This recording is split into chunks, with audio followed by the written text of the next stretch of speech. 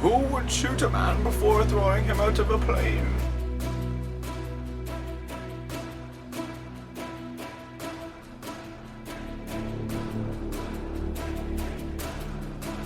Hey FilmsNation, Josh from FilmsGo here, and today I'm going to be talking about how I thought The Dark Knight Rises was actually garbage. So in order to do this, I'm going to go through the different segments on which I thought were horrible in the movie, and then give you my feedback on them.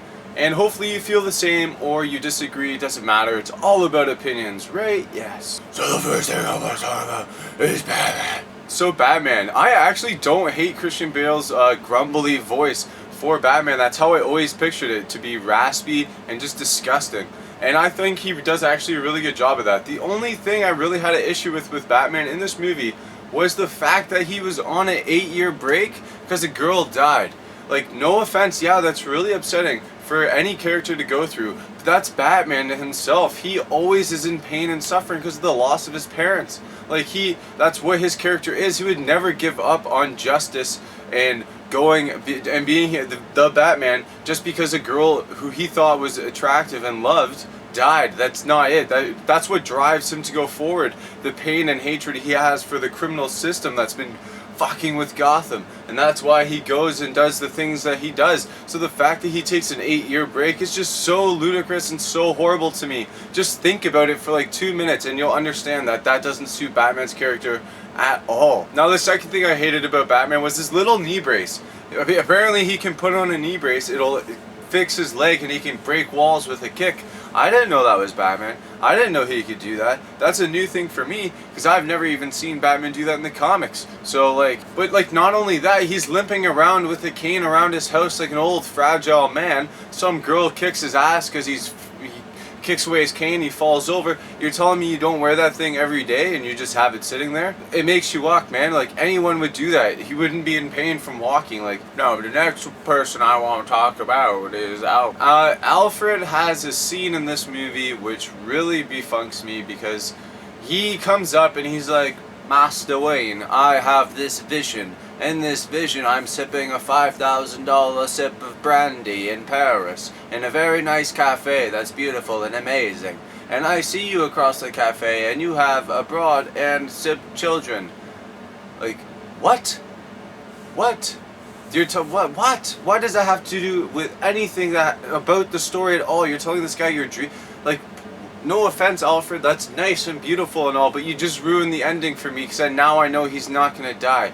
What's the point of you telling him this dream if it's not going to come true in the end? And talking about that ending, it would have been made more sense for him not to show up, because as Batman he'd want to hide his death, and he'd want to hide the fact that he's not alive anymore, so he wouldn't actually reveal himself in that cafe, even if it was to Alfred. Sorry, but whatever. And the next thing I want to talk about is Selina Kyle, and I don't actually have problems with how she was played in the movie. I just have a problem with her character, and the reason why is because she's never referred to as Catwoman once, yet she's a cat burglar who happens to have little ears on top of this diamond headset or whatever the hell it was that she was wearing.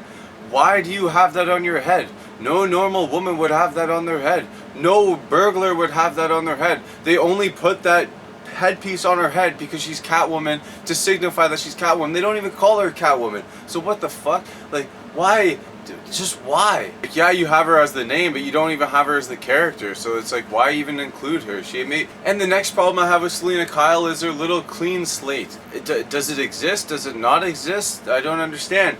In the end, Bruce Wayne says that he has the clean slate and he gives it to her. However, Bane tells her they've never even had this device in the first place, and that it never even existed. So did Bruce Wayne magically just wipe her profile from existence? Like, they never even fully explain that. What happens if you take off the mask? A lot of pain for you. So the next character I want to talk about is Bane. Bane was pretty awesome. However, if you look really closely, we have a lot of the same problems with this character as we did in Batman and Robin, the shitty movie from the 90s that everyone hates. So, in that movie, he's a henchman. I'm not trying to say this against women, but he was a henchman for a woman. And if you think about it, in the end of this movie, he was a henchman for a woman. So he's not even his own character. He's not even really Bane in this movie. Bane is someone who's a mastermind who works by himself. Never would he be undermined by someone who he loves, let alone the fact that he doesn't love, because that's the thing about his character, about his wife and stuff, but that doesn't matter. He wouldn't even love someone, and he wouldn't be their henchman. Like, in the end, he is the henchman. You gotta think about that. He did all this bitch work for this chick, Talia al Ghul. That would never suit the character. And the next problem I have with Bane is the fact that they never tell you what the mask does. Why? They tell you why it's on his face. It tells you it gives away his pain, yeah. But like, what? Where did... It's not even explained. It's like, how the fuck does that work with you, bud? Like, does it give you the hyper venom that you have in the comics to make you strong as fuck and be able to break Batman's back? Like, it doesn't tell you that. It only tells you that it takes away his pain. It doesn't tell you that it gives him enhanced abilities, which would be perfect because that's Bane.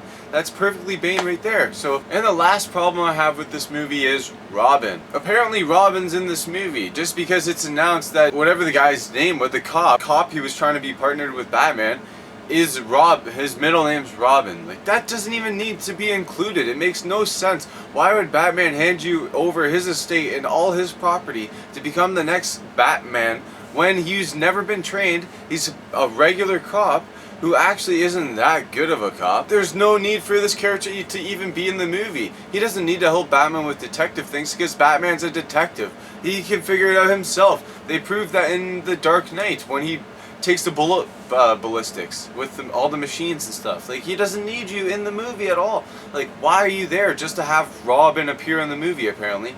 But, like, when you think about it, he doesn't need to be there.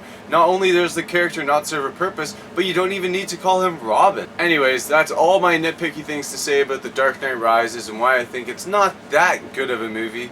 But that's just my opinion. Let me know what you guys think down below. If you like this video, click that like and subscribe button down below.